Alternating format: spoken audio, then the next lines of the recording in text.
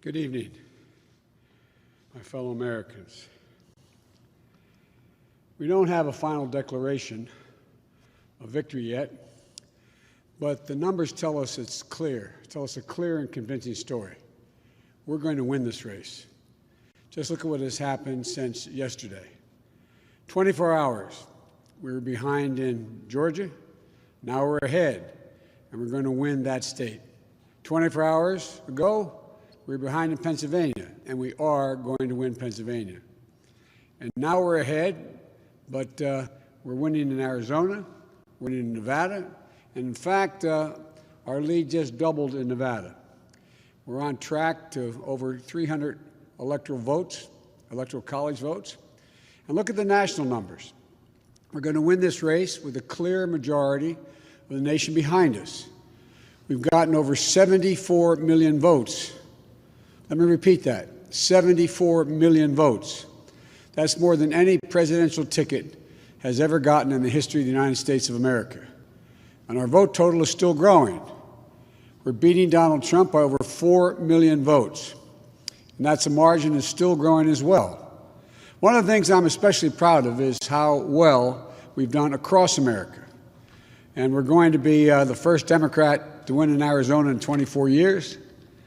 We're going to be the first Democrat to win Georgia in 28 years. And we've rebuilt the blue wall in the middle of the country that crumbled just 4 years ago. Pennsylvania, Michigan, Wisconsin, the heartland of this nation.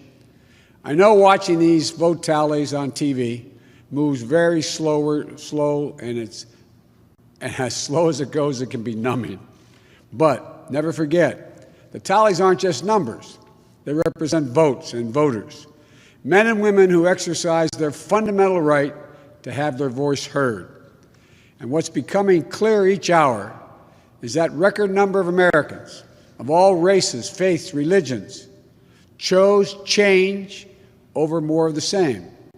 They've given us a mandate for action on COVID, the economy, climate change, systemic racism. They made it clear they want the country to come together, not continue to pull apart. The people spoke, more than 74 million Americans, and they spoke loudly for our ticket. But while we're waiting for the final results, I want people to know we're not waiting to get the work done and start the process. Yesterday, Senator Harris and I held meetings with groups of experts on public health and the economic crisis this country is facing. The pandemic, as you also know, is getting more worrisome all across the country.